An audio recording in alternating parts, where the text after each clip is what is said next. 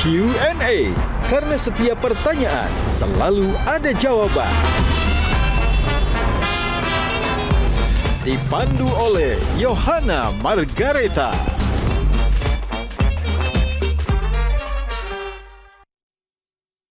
Dipersembahkan oleh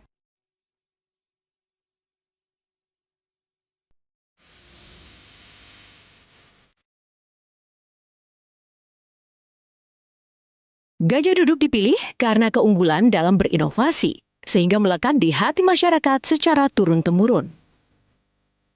Perkembangan sarung sedemikian pesatnya, hingga sekarang tidak hanya digunakan pria sebagai outfitnya, tapi juga wanita di segala suasana. Sarung Gajah Duduk menawarkan kenyamanan yang sesungguhnya. Gajah Duduk hadir di setiap momen terbaik Anda. Sesuai dengan tagline kita, sarung Gajah Duduk adalah legenda Nusantara. Sarung adalah budaya kita, sarung adalah Indonesia.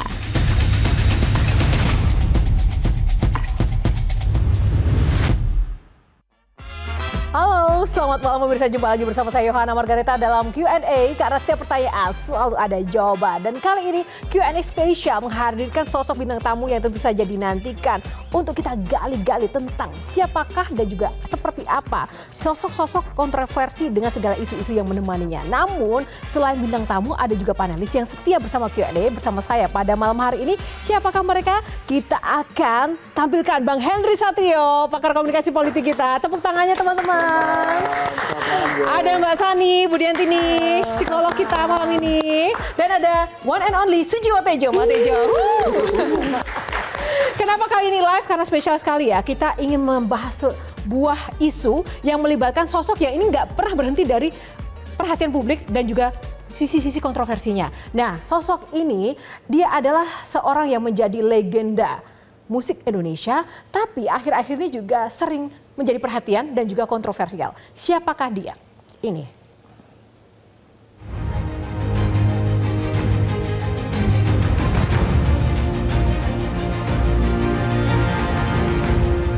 Kedatangan kita di sini ini untuk bagaimana supaya bullying terhadap anak kecil itu, anak di bawah umur itu tidak boleh terjadi lagi gitu. Jadi mudah-mudahan kasus ini bisa membuat netizen itu jerah. Inilah Q&A Risiko Anak Dewa bersama Ahmad Dhani Prasetyo. Tepuk tangan. Mas Dhani, selamat datang. Silakan duduk. Kalau dulu di episode sebelumnya kita yang sowan ya ke rumahnya Mas Dhani, sekarang Mas Dhani ke Q&A. Mas Dhani kok nggak pernah capek sih dulu soal hak cipta. Kemarin juga baru saja heboh dengan pernikahan Al dan juga Alisa yang luar biasa. Sekarang lagi-lagi ada sisi kontroversi melaporkan psikolog ke polisi. Ada apa sih Mas Dhani sebenarnya? Kalau melaporkan ke polisi itu nggak kontroversi ya, karena kan kebetulan teman saya banyak yang ahli di bidang hukum juga ya.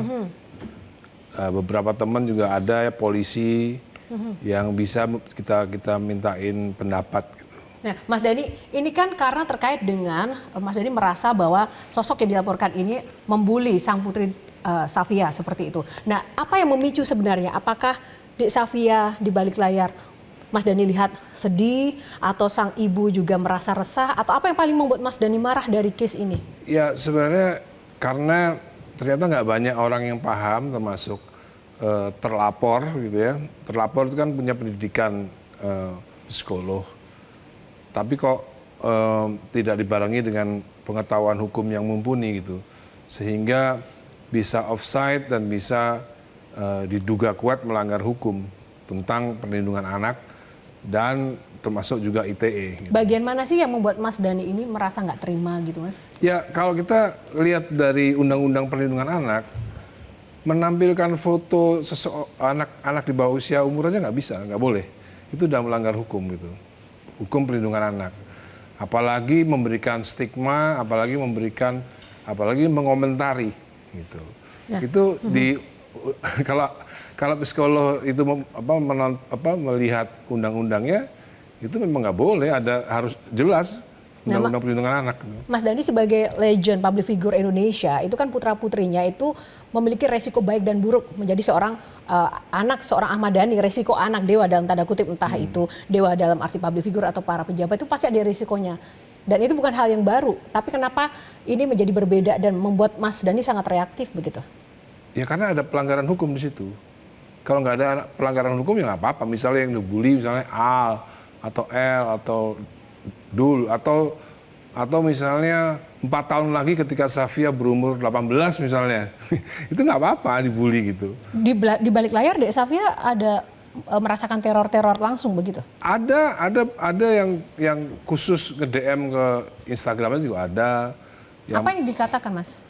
Sampai separah apa sih? Ya kayak misalnya dasar anak gundik gitu, dasar anak pelakor kayak gitu-gitu. Itu kan keras sekali ya, keras sekali itu. Jadi menurut saya itu udah kejahatan gitu, apalagi itu dilakukan kepada anak di bawah umur gitu. Oke. Nah, bicara soal tadi yang dilaporkan adalah psikolog juga, dan ini terkait dengan psikologi seorang anak. Mungkin Mbak Sani bisa menanggapi Mbak terkait dengan case ini.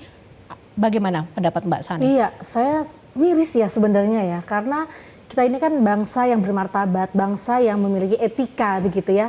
Tapi ketika di era digital ini jadi kebablasan, akhirnya menyasar anak di bawah umur, rasanya ya siapapun tidak akan terima sebenarnya. Apapun alasannya ya? Apapun alasannya, dan saya juga sangat prihatin ya Mas, dan berempati juga terhadap yang Ananda alami begitu. Tapi memang disinilah peran orang tua bagaimana melindungi anak kita supaya anak kita tetap kuat mental dalam menghadapi situasi yang paling parah, menekan mereka begitu. Nah, kalau jadi psikolog, pertanyaan apa yang akan Mbak Sani sampaikan kepada ayah korban bullying? Iya, ini yang ditunggu-tunggu nih Mbak. Ini yang ditunggu.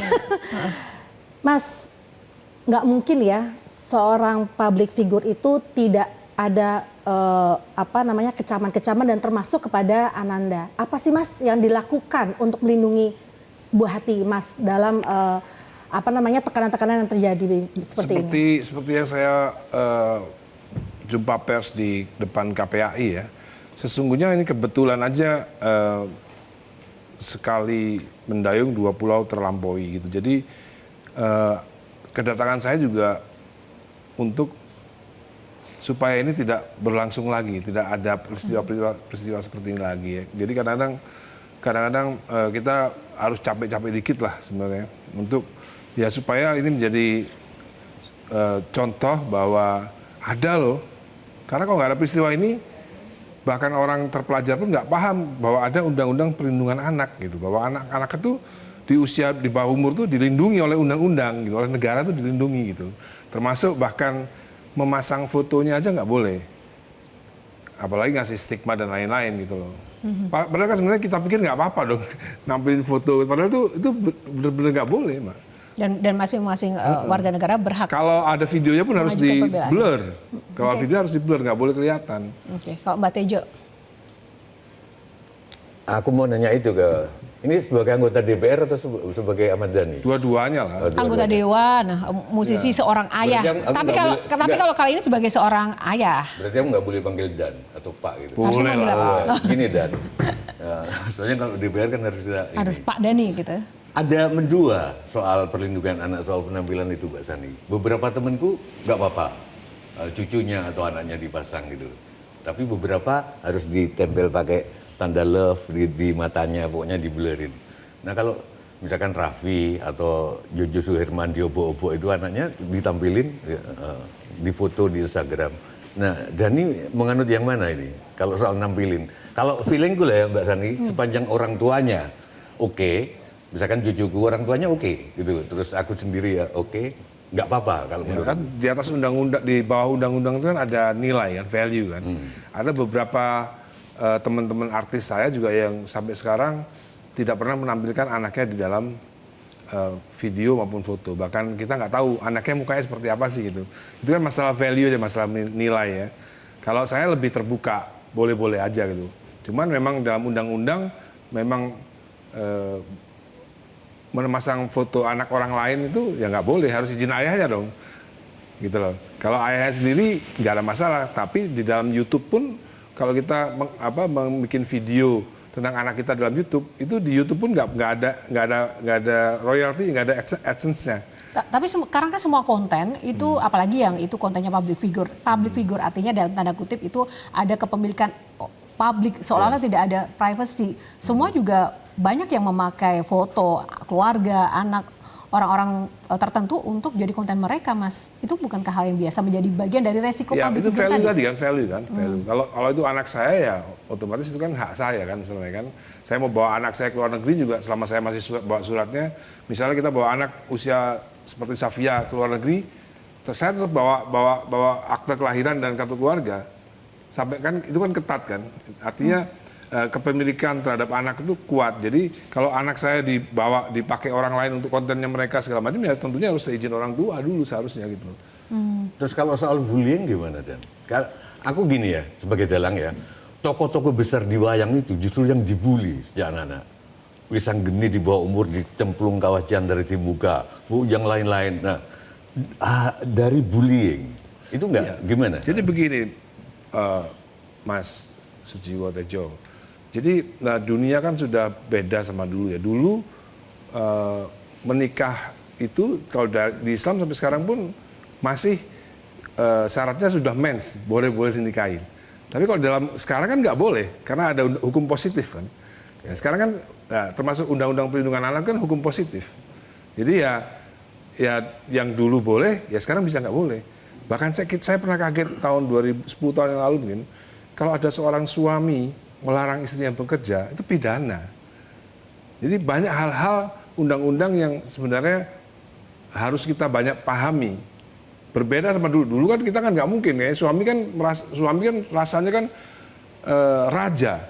Istri kan nggak boleh kerja, boleh. Sekarang istri nggak boleh kerja oleh suami, itu undang-undangnya suaminya bisa dituntut, bisa kena pidana ketika melarang istrinya bekerja.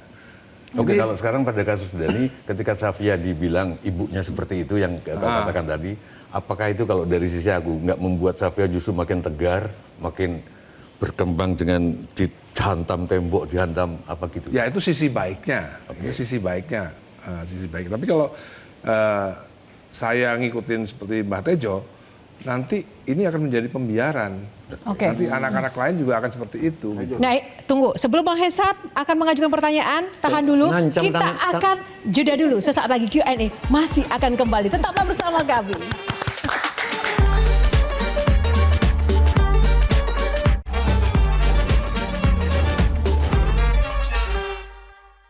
Dipersembahkan oleh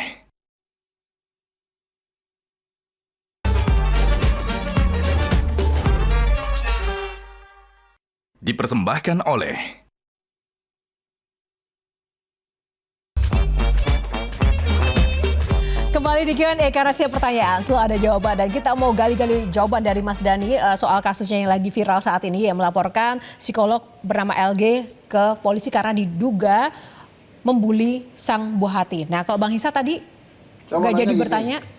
Kan Mas Dani kan anggota dewan juga. Kenapa nggak milih jalur mediasi aja dengan si yang dilaporkan? Karena sebagai anggota dewan kan punya level tersendiri itu di masyarakat. Kita jalani dua-duanya. Mungkin saya akan ngajak teman-teman untuk bikin satu kegiatan khusus ya, saya nggak tahu namanya apa nantinya, teman-teman DPR untuk fokus ke masalah ini. Karena ini tidak hanya soal pembulian, tapi soal bagaimana gibah dan fitnah itu menjadi konsumsi sehari-hari masyarakat Indonesia. Itu juga penting sebagai bangsa untuk punya karakter yang baik gitu kan. Jadi kita akan mencoba koordinasi teman-teman di DPR bersama menteri-menteri terkait bagaimana caranya supaya orang tidak mudah menjadi wartawan. Sekarang ini banyak sekali akun maupun Instagram maupun YouTube yang bisa bikin pemberitaan tersendiri gitu. Jadi itu yang juga berbahaya karena itu bisa menjadi berita fitnah, berita hoax, berita itu sekarang gampang banget. YouTube channel sekarang banyak banget. Jadi ini bukan tentang balas dendam, nggak suka biasanya Mas Dani dilaporin sama orang, sekarang saya yang laporin gitu enggak. Sama sekali nggak ada? Nggak ada. Ini semuanya demi ini baru awal aja sih. semoga nanti ada beberapa teman di DPR yang punya concern yang sama bahwa sekarang ini di media sosial ini berita fitnah, berita hoax, berita kalau politik beda ya, kalau politik ya. Ini kan politik kan itu kan masalah kebijakan.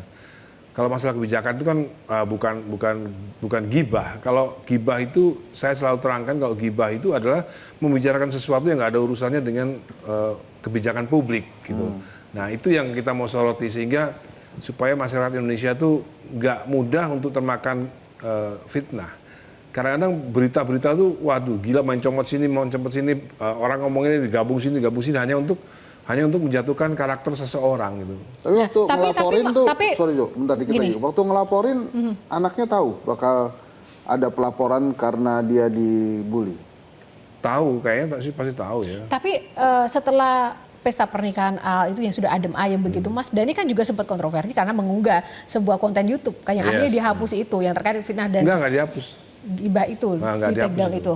Nah, terus kemudian melaporkan ini. Apakah Mas Dhani nggak khawatir itu akan menjadi bumerang buat Mas Dhani? Karena kalau bicara soal media sosial, banyak juga yang sebenarnya tidak setuju dengan sikap Mas Dhani. Ya sebenarnya yang begini. akhirnya sebenarnya menjadi bumerang untuk keluarga dan anak sendiri. Jadi gitu. begini, semua itu memang berawal dari konten gibah. Dari konten gibah dan fitnah gitu. Jadi kenapa saya bikin kompilasi gibah itu dan fitnah itu? Karena ya dari situlah sumbernya gitu loh. Ngerti nggak maksudnya? Iya. Iya. Tapi bukankah di balik layar sebenarnya urusan keluarga bisa Nggak. diselesaikan secara Nggak bisa. damai-damai aja. Di pernikahan Al dan Alisa kan udah baik-baik aja Mas nampaknya. Iya kelihatannya aja. Tapi sebenarnya di balik layar memangnya tidak? Enggak. Oh. Wow. Kelihatannya jadi apapun yang saya lakukan itu sudah saya pikirkan matang-matang gitu. Ini kalau nggak diginiin, kayaknya bakal gibah terus gitu loh. Yang sebenarnya tapi yang disasar Mas Dhani itu jadi sebenarnya siapa? Ya sebenarnya semuanya, termasuk sumbernya. Sumber fitnahnya itu kan dari ibunya Alel dulu tuh sumber fitnahnya gitu loh. Menurut Mas Dhani? Ya bukan menurut saya, memang iya. Memang itu fitnah dan memang itu gibah yang dikatakan terus-menerus gitu loh. Itu perasaan anak-anak gimana Mas? Mereka udah tahu. Dan habis mereka juga berbahagia, lalu kok tiba-tiba ada kontroversi yang dilakukan oleh bapaknya atas nama melindungi sang putri juga. Itu gimana perasaan sebenarnya itu Al? nggak kontroversi, menurut saya nggak kontroversi. Saya hanya menerangkan begini loh faktanya tuh, gara-gara sering gibahin, kan di dalam judulnya kan udah punya suami kok masih gibahin mantan gitu loh. Dan dalam konten itu kan begitu, udah punya suami kok masih ngomongin masa lalu, masih bikin fitnah cerita-cerita masa lalu. Jadi kan ini kan saya jelaskan di podcast Densu ya. Ya memang ini masif dan terstruktur gitu loh.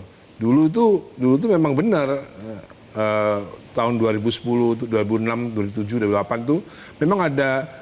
Kalau sekarang kan nggak terkenal infotainment. Nah dulu tuh infotainment tuh benar-benar pabriknya gibah dan fitnah gitu loh. Dari situ terus-terusan seolah-olah fitnah itu dikemas secara masif, seolah-olah itu beneran. Padahal nggak ada gitu. Sehingga menjadi perang narasi di zaman sekarang. Ya. Saya nggak akan masuk ke gibah-gibahan itu. Saya balik lagi ke politik lah. Gimana, apakah ada dukungan spesifik dari teman-teman anggota Dewan terhadap laporan ini? Ada, terutama dari teman-teman artis ya. Dari artis? Ya, artis yang mana nih? Yang pencipta atau yang penyanyi? Kayaknya pencipta nggak ada deh, kayaknya cuma saya doang ya. Ada Meli Gusloy ada ya. Ya beberapa. Nggak, itu dukungannya dalam bentuk apa? Saya balik lagi ke dukungannya telepon ke saya. Bagus Mas, hajar tuh orang. Dua anggota DPR artis yang udah nelfon sama saya. Enggak, saya tuh tadi tertarik sorry ya, balik lagi ke anaknya tadi. Waktu kalau memang anaknya tahu Mas Dhani melaporkan si pelaku itu, apa sebetulnya respon anak Mas Dhani itu? Apakah nyuruh Mas Dhani sabar dulu atau si Safia maksudnya? Ya Safia. Enggak, dia diem aja sampai sekarang masih murung. Masih murung? Masih murung sampai sekarang. Itu efek dari tertekan. Nah ini menarik. Supir saya juga bilang, biasanya kalau di mobil ngobrol, sekarang nggak pernah ngobrol gitu. Nah Mbak Sani gimana nih? Apa sih simptom ketika mungkin anak itu merasa tertekan dengan sebuah keadaan seperti itu? Secara umum ya, memang anak yang mengalami tekanan karena bullying itu pasti menunjukkan reaksi dari perilaku dan emosi. Entah itu murung, sedih, interaksi sosial juga jadi terhambat, bahkan kadang-kadang nggak ada yang nggak mau keluar kamar begitu ya. Iya. Kemudian juga tentunya bisa juga akhirnya keganggu akademisnya begitu ya. Itu kelihatan sekali memang. Nah justru itulah yang tadi saya tanyakan ke Mas Dhani, sebenarnya apa yang dilakukan nih orang tua ketika anak kita ini sudah memang dalam konteks ini kan situasi yang menekan mereka Ananda begitu ya Mas? Ya, kalau Safia kan udah 14 tahun ya, itu udah bisa diajak ngomong secara dewasa sih udah bisa dia. Ya sampai saat ini saya belum masuk ke situ sampai saat ini, tapi saya akan masuk ke situ cari waktu yang tepat untuk bicara soal itu bahwa memang keadaan netizen Indonesia itu memang tidak seluruhnya berpendidikan, gitu kan? Betul. Tidak seluruhnya punya literasi yang cukup untuk mengomentari banyak hal.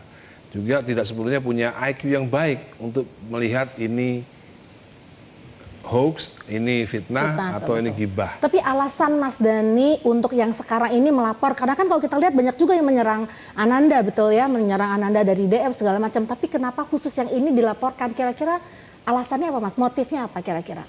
Ya untuk jadi pembelajaran aja ke depan bahwa hal-hal begini ini nggak boleh terjadi lagi. Gitu. Tidak hanya untuk anak saya, mungkin anak saya sebagai martir nggak apa-apa lah. Ya. Tapi kan abis ini kan anak-anak yang lain kan bisa terselamatkan dengan peristiwa Tapi kenapa ini. profesi ini yang diserang maksudnya gitu loh Yo?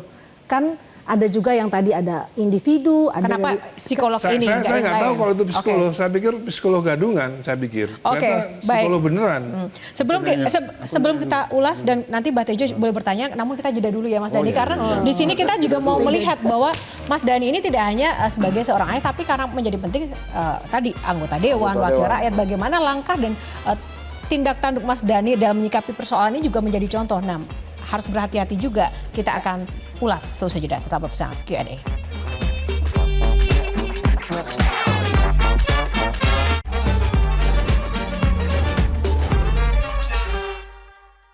Dipersembahkan oleh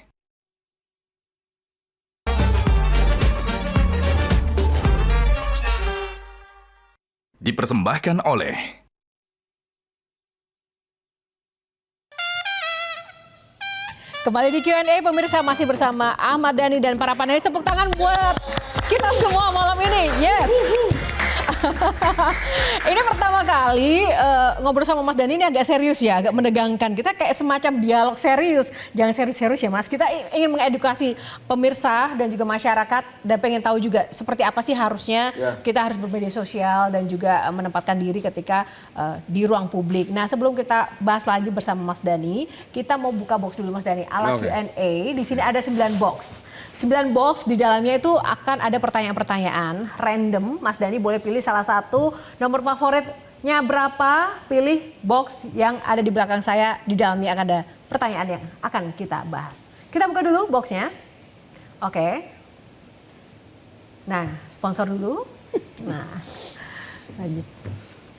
Oke, 1 sampai 9 pilih nomor berapa Mas Dhani? Nomor 5. Nomor 5, oke. Ada makna? Pandawa 5 judul lagu ya? Anak saya 5 soalnya. Oh, anaknya 5, bener juga. Oke, kita buka box nomor 5. Nah, sekarang kita bacakan pertanyaannya ya. Box nomor 5, isinya tadi adalah jantung hati. Kita mau fokus kali ini di pertanyaan seputar pola asuh anak. Nah, saya mau tanya ke Mas Dhani ya. Dari kelima anak, siapa anak yang paling sering diberikan teguran dan juga nasihat? Tadi kan anaknya 5. Saya itu negur tuh hal-hal yang sepele ya sebenarnya. Yang paling sering deh dari hal sepele itu? Ya, sepele itu ya paling matiin lampu kalau keluar rumah gitu, matiin kamarnya. Siapa? Dari kelima anak itu yang paling sering ditegur? Ya karena yang tinggal di rumah saya itu kan Al sama L yang udah gede kan. Ya dua-dua sering saya tegur. Kita kan punya grup WhatsApp gitu kan, grup WhatsApp Aldo sama saya gitu. Saya suka ngomong di grup WhatsApp, jangan lupa matiin lampu kamar mandi kalau habis mandi gitu. Kalau makan jangan di kamar, di meja makan gitu. Hal-hal sepele-sepele aja gitu. Nggak terlalu ya bersifat filosofis gitu, enggak lah. Oke. Itu jangan-jangan kegagalan Menteri Pendidikan ya? Soalnya banyak banget yang ke kamar mandi nggak matiin. Iya. Anak-anakku juga. Dan gitu. sampai sekarang loh mereka Itu nggak paham gimana itu juga. Menteri Pendidikan kok bisa begini? Yang mana Menteri Pendidikan yang mana? Lo nggak- Yang dulu apa yang sekarang? Buktinya banyak orang anak kecil ke kamar, ini hal sepele tapi nggak dimatiin. Apa makna filosofi dari mematikan lampu? Itu menjadi hal yang Pertama hemat energi, kedua ikut handar beni, ikut memiliki. Iya. Nah banyak ternyata sama, berarti ini persoalan massal. Massal. Ya, persoalan massal. Berarti persoalan pendidikan. Nggak bisa diselesaikan dengan komputer itu. Mendikdasmen. Nah, Dikdasmen. bicara soal pendidikan, dengan situasi yang sekarang terjadi kan, posisi Safia dan saudaranya itu kan tidak mudah, Mas. Mas Dhani menyampaikan apa ke Safia untuk menghadapi tantangan menjadi seorang terus terang saya belum anak bicara, Ahmad Dhani belum begitu. bicara sama Safia. Terus Sama terang, sekali? lagi cari momen yang pas ya. Enggak, dan aku makin yakin ini persoalan pendidikan. Karena kalau hampir semua orang Indonesia mengikuti seluruh tradisi, itu nggak akan langsung menanggapin fitnah. Tradisi kita misalkan di Sunda, menghadapi apapun itu pancaniti. Niti arti, niti surti, niti bukti, niti bakti, niti sajati. Intinya, kalau ada apa-apa jangan langsung percaya. Sekarang anak-anak langsung percaya, langsung menanggapi. Berarti kegagalan Menteri Pendidikan. Enggak ya, ini tidak hanya Menteri Pendidikan tapi juga mungkin Atau Fadlizon. ya Fadlizon sebagai Menteri Kebudayaan juga harus gabung bikin SKB nanti bersama Menteri Kominfo juga sama. Jadi kalau ada akun-akun YouTube maupun akun Instagram, TikTok yang seperti itu bisa langsung dihapus aja, delete aja gitu. Nah, Mas, Mas Dhani, tunggu Bang iya, Hensat, satu siap. sebelum Bang Hensat nih ya. Iya. Mas Dhani, karena Mas Dhani ini Aku public tadi juga figure. punya pertanyaan loh, masih belum. Oh ya, satu lagi ya, bentar. Sebagai public figure, gerak-gerik Mas Dhani sangat disorot, apalagi menjadi anggota dewan seperti itu. Nah, saya boleh bacakan ya beberapa komentar, karena Mas Dhani sering memicu kontroversi menurut netizen. Itu Mas Dhani sering dibilang cuma cari sensasi. Mas Dhani ada yang bilang, wah anggota dewan kok seperti itu, mending mundur saja. Terus ada yang bilang Mas Dhani NPD, ada yang bilang Mas Dhani pansos aja. Nah, Mas Dhani baper nggak? Enggak sih. Terus terang. Dibilang seperti oleh netizen? Enggak. Justru saya memang sering manas-manasin, kalau saya sih nggak nyebutnya netizen ya. Netizen di bawah IQ 78 itu saya sebutnya deterjen. Deterjen 78. Jadi saya justru malah sering bikin mereka panas gitu. Nah, jadi statement-statement kontroversi atau tindak tanduk yang Sebenarnya itu kontroversial bukan itu kontroversi. tuh emang disengaja? Bukan kontroversi karena mereka nggak paham, nggak nyampe ke situ. Jadi seolah-olah jadi kontroversi. Gitu. Itu masalahnya cuma itu aja. Karena nggak paham aja gitu loh. Oke. Ada gap lah. Ada Tapi gap. mungkin perlu saya ingat, ada anggota DPD Bali, Niluh Jelantik, ngunggah yang kompilasi gibah itu. Dia bilangnya begini, dan aku dulu mania lagu-lagu Dewa, gitu loh. Tapi kok jadi begini menanggapi konten itu? Ya karena beliaunya tidak paham tidak paham yang namanya runtutan cerita. Dia langsung baca buku tuh langsung episode 5 gitu. Dia nggak baca episode 1 gitu. Jadi nggak semua orang, meskipun orang berpendidikan juga paham. Buktinya psikolog yang saya laporkan juga nggak paham soal banyak hal gitu ya. Kalau dia paham banyak dimensi, sebenarnya paham gitu. Mas, sebenarnya ada satu hal yang saya penasaran ya. Ini kan sebetulnya kalau Mas Dhani memilih buying time sih. Artinya ntar nih kasus hilang sendiri juga. Itu mungkin akan lebih pendek daripada Mas Dhani sekarang melaporkan ke aparat berwajib. Karena kan pasti akan lama nih prosesnya ya, kemudian ada interview. Tapi kan nanti ada kepastian, ada kepastian bahwa apa yang dilakukan oleh psikolog tadi itu adalah salah. Nah, tapi si Safia di sekolah gimana? Ntar karena kan terus-menerus ada pemberitaan tentang teman-teman dia. sekolahnya backup dia loh. Oh, oke. Teman-teman sekolahnya bahkan jadi buzzernya Via. Jadi teman-temannya kompak di sekolah itu, malah jadi buzzernya Via yang bela-belain Via. Nah, Ini ujungnya mau kayak apa? Mas Dhani ngebayangnya kasus karena ini nggak kayak cuma apa? satu orang, sebenarnya kalau kita lihat itu banyak banget. Apakah semua juga akan dilaporkan sama Mas Dhani? Nggak perlu. Yang penting ada satu aja. Karena mereka ini kan nggak paham. Mereka kan nggak punya literasi bahwa hal-hal seperti ini tuh nggak boleh sebenarnya. Jadi ini salah satu contoh saja begitu. Ya, kalau misalnya ini salah satu ini akhirnya terjerat dan menjadi terdakwa, kan orang jadi paham bahwa ini tuh salah gitu loh. Membuli anak kecil itu salah. Kalau membuli saya nggak apa-apa. Membuli yang udah orang dewasa itu nggak apa-apa. Itu kan bagian daripada dialektika kan ya, biarin aja nggak apa-apa. Tapi kok anak kecil nggak boleh gitu loh. Ada batas-batasnya kan. Orang harus pahami itu gitu loh. Mbak Sani, silakan. Iya. Kalau saya memang ini mungkin ya jadinya akhirnya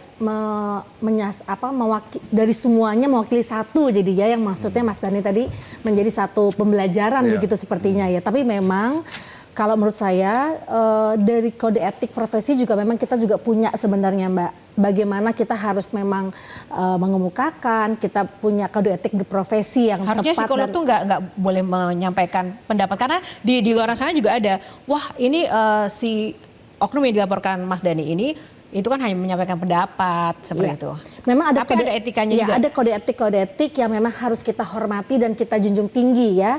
Apalagi misalnya menyandang nama psikolog begitu. Tapi balik-balik lagi mungkin nanti ketika ini diangkat kan nanti akan ada aksi reaksi dan mungkin kita akan dengarkan gitu ke depannya bagaimana begitu. Tapi yang jelas nih kalau saya lihat Mas Dhani sekarang nih memang lebih lembut. Seperti bapaknya ini muncul, Mbak. Karena observasi kemarin. Daripada perbandingannya yang kapan, Mbak? Yang sebelum ini. Waktu hak cipta nggak lembut sih. Mungkin pernah wawancara juga. Situasional sih. Iya, betul. Jadi ini mengindikasikan memang Mas Dhani. Kalau ada Mbak Tejo saya nggak bisa keras, takut dimarahin. Iya, tapi yang sesi sebelumnya juga berapi-api. Ini memang menunjukkan concern bahwa ini ada yang harus diatasi dengan sungguh-sungguh karena tadi menyangkut Ananda, buah hati ya. Itu memang kebapaan ini muncul sekali loh, Mas. Karismanya, ketenangannya ini kelihatan sekali dan beda dengan yang sebelum-sebelumnya. Dia nggak, Mbak? Ya. Ya, Nah, terlihat ya. Itu sekarang ya Mbak. Kalau misalnya tadi dengan anggapan netizen tentang Mas Dhani di media sosial yang mungkin beberapa judgement dilontarkan tuh, setuju nggak? Iya. Dilihat nggak? Jadi kalau Mas Dhani itu menurut saya ya, ini pede. Dan kayak bola, semakin dibanting semakin tinggi gitu ya. Jadi dibully apapun Mas Dhani itu punya kayak nyawanya banyak ya. Jadi dibilang NPD itu termasuk bullying nggak bagi Mas Dhani? Ya, siapa yang bilang saya NPD? Ya, awalnya. Di sana. Awalnya. Mas Dhani dengernya dari siapa? Awalnya itu siapa? Ya dari ibunya Al dulu lah. Dari situ mulai semua. Semua itu mulainya dari situ. Makanya kepada Mbak Niluh Jelantik, kenapa ketika ibunya Al dulu ngomongin saya terus-menerus meskipun sudah punya suami, kok nggak terusik gitu loh. Nah, pertanyaanku Dan. Ya. Oke, menyangkut pertanyaan Mbak Sani Tejo. sekarang lebih pede dan tentang dua perempuan yang ini, pertanyaanku Dan. Kita sama-sama mencintai perempuan kan? Iya. Oke, setuju? Setuju. Oke. Nah, apa bedanya Ahmad Dhani sama Arjuna? Arjuna itu punya beberapa istri, salah satunya ini Sri Kandi sama Sembodro. Nggak pernah berantem. Tolong jawab, kalau begitu apa bedanya Ahmad Dhani sama Arjuna? Ya, Oke, jangan dijawab dulu Mas Dhani, kita jeda dulu sesaat lagi. Kembali. Aku menyelamatkanmu loh, aku menyelamatkan untuk berpikir dulu ya.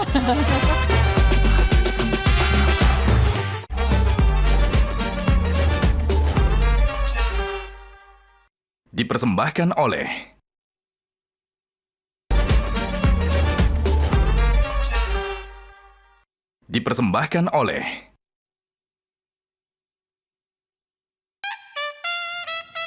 Kembali di Q&A, tepuk tangan lagi buat kita semua ya. Tadi belum dijawab ya, Mbak Tejo bertanya, apa bedanya Ahmad Dhani dengan Arjuna menurut Mas Dhani? Banyak bedanya. Salah satunya Arjuna itu wayang, saya manusia, ya kan? Salah satunya. Tadi Mbak Tejo menekankan, gimana Mbak Tejo? Perempuannya rukun semua gitu. Nah, Ya kan wayang kan, namanya juga wayang. itu Mbak Tejo, karena wayang, nah ini manusia. Wajar Manusia. dong kalau ada konflik. Iya. Wayang itu setiap ada cahaya pasti ada wayang, ada bayangan. Cahaya itu ilmu pengetahuan. Misalkan psikologi itu cahaya. Nah, pasti Ahmad Dhani ada bayang-bayangnya. Nah, bayang-bayangnya itu yang dibicarakan oleh wayang. Jadi tetap fakta. Tetap fakta. Gitu. Jadi maksudnya Karena Mas Dhani bayang-bayang itu nggak belum bisa lepas dari bayang-bayang. Ya intinya saya nggak harus seperti Arjuna lah, ya kan? Ya saya ya sendiri, Ahmad Dhani sendiri. Mas Dhani, sebelum kita buka box, kita wajib buka box. Mas Dhani, ini kan baru Al, ini sudah ada efek. Nanti masih ada L dan Dul, kalau menikah nanti seperti apa, begitu kan? Kenapa sih Mas nggak berdamai aja dengan masa lalu secara real di balik layar agar semua anak-anak juga bisa damai? Poinnya kan sumbernya di situ sebenarnya. Ya, saya sih maunya damai dari dulu. Dari dulu maunya damai, tapi yang Ya udah diem aja begitu. Apa? Berdiam Nggak bisa dong kalau diem aja. Akhirnya orang percaya sesuatu yang fitnah. Oh itu yang Itu dong. Kan saya bilang dulu zamannya silet itu, kita sebut aja yang namanya ya, Maya itu memang bikin konten sama silet. Supaya terlihat tersakiti, terzolimi. Itu memang kreatornya silet gitu. Karena saya dulu juga pernah dibikin gitu. Bahkan waktu saya ribut sama FPI, silet itu create supaya saya seolah-olah didatengin sama FPI rumah saya. Sehingga saya sampai nginep rumah. Itu semuanya konten supaya citra FPI jelek. Saya termasuk orang yang juga bikin konten. Makanya saya tahu, oh ini konten ini semuanya.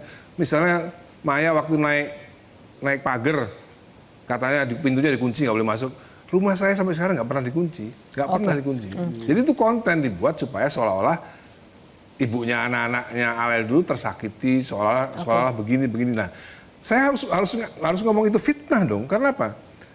Saya punya karir politik yang cukup cemerlang. Ini nggak boleh jadi batu ganjalan ke depan gitu loh. Nah, harus saya selesaikan saat ini gitu loh. Nah, ini menarik sekali karena ini menjadi isu yang sekian tahun nggak selesai-selesai. Sebenarnya kita mau fokus pada dampaknya ke anaknya. Kalau misalnya Mbak Sani dikasih kesempatan untuk memberikan saran kepada Mas Dhani terkait dengan case hidupnya agar juga tidak berdampak negatif pada anak-anak. Dhani nggak bisa dikasih saran, dia keras kepala orangnya dari dulu. Gimana sih Joni? Dhani dikasih saran. Mau 1000 psikolog nggak akan didengerin. Bener juga gitu. ya. Karena Mas Dhani nggak bisa dikasih tahu, karena keras kepala, mending kita buka box aja deh. Iya. Kita buka box ya Mas Dhani. Nah, ini box selanjutnya. Aku lupa ya Mas Dhani nggak bisa dikasih tahu. Padahal di episode sebelumnya kita udah tahu ya Mas Dhani nggak bisa dikasih tahu. Salah pertanyaan saya. Oke, nomor berapa Mas Dhani? Nomor 1. Nomor 1. Wah, kayak judul lagunya. Ada ini histori dengan nomor 1? Nggak ada. Oh, oke. Benar atau salah? Ini ada pertanyaan yang harus dijawab Mas Dhani ya. Jawab aja benar atau salah menurut Mas Dhani. Apakah memberikan kebebasan penuh tanpa batasan pada anak akan membuat anak lebih percaya diri menurut Mas Dhani? Benar atau salah? Salah ya, kalau bebas beneran ya itu ya salah. Salah. Kalau menurut Mbak Sani?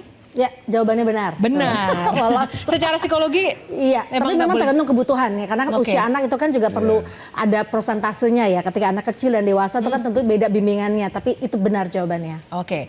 Sekarang yang kedua pertanyaannya, benar atau salah? Anak-anak yang dibesarkan dengan pola asuh otoriter cenderung lebih beresiko menjadi pelaku bullying. Benar atau salah menurut Mas Dhani? Benar, ada benarnya tuh. Benar, Mas Dhani otoriter nggak di rumah Enggak, sama anak-anak? Enggak. Benar. Saya nggak otoriter sebenarnya. Kalau buktinya berapa kali lampu nggak dimatiin saya juga diem aja, nggak pakai. Artinya gini, semenjak saya sama Maya pisah, bahkan nada keras pun saya nggak pernah lakukan itu kepada Al Eldul waktu masih kecilnya. benar nggak Mbak? Benar sekali lagi. Berarti benar lolos Mas ini.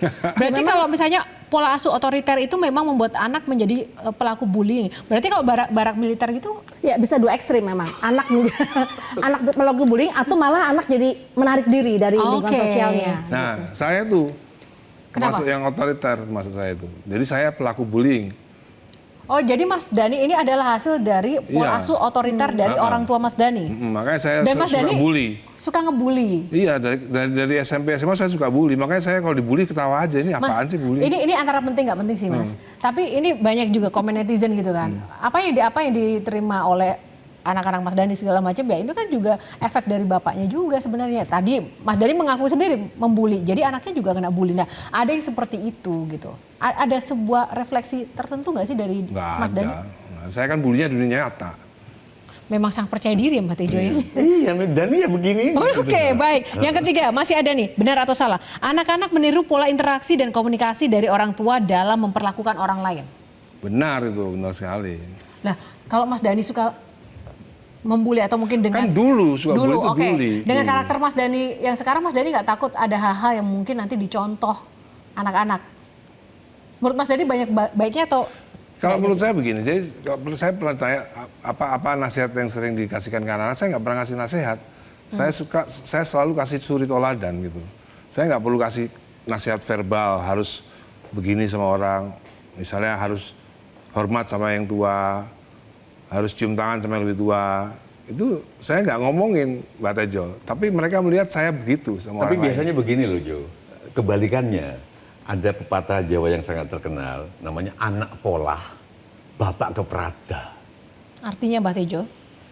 Anak yang berpola mengakibatkan dampak buruk ke orang tua. Anak pola, bapak keprada. Sekarang pertanyaannya dibalik. Apakah ini bapak pola, anak keprada? Dari tingkah lakumu yang begini, suka bully, apakah Al-Ildul Nggak, mengalami... saya bully kan dulu, zaman dulu gitu loh. Zaman dulu kan, waktu SMP, Dan SMA. bulinya di dunia nyata, dia berkali-kali Saya- bilang tadi. iya, Nggak bulinya dunia lewat nyata, netizen gitu. apa, nggak Oke, lewat media sosial. dari apa yang menjadi case ini tuh nanti akan sampai kapan dan sampai sejauh mana sih Mas ujungnya yang diharapkan Mas Dhani case ini? Nggak perlu sampai berujung ya, nggak berujung juga nggak apa-apa. Yang penting saya melakukan menurut saya benar gitu loh.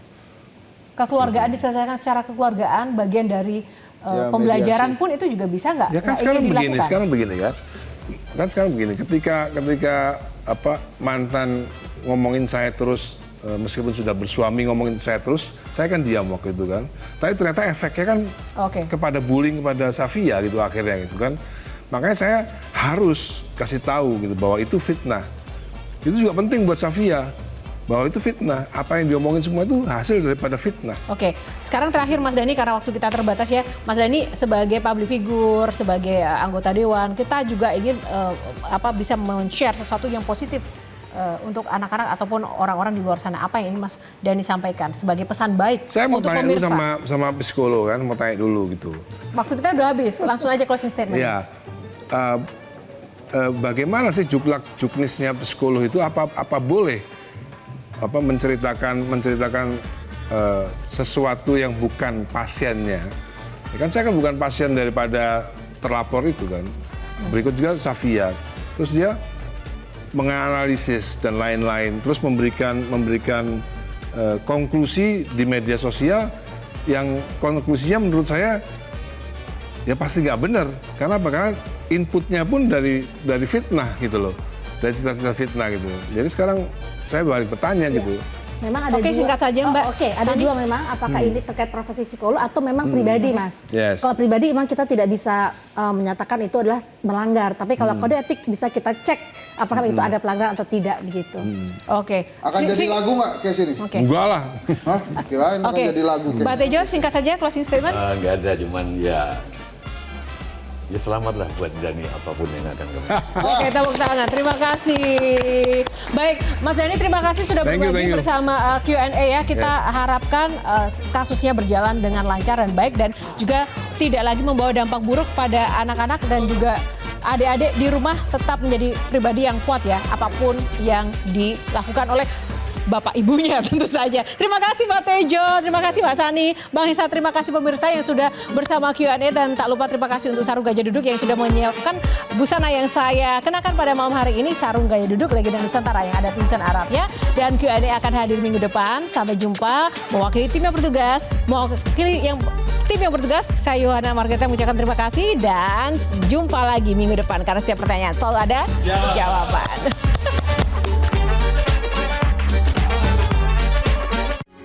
Metro TV.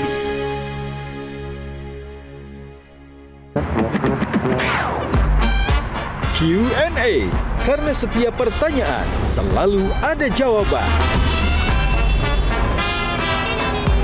Dipandu oleh Yohana Margareta.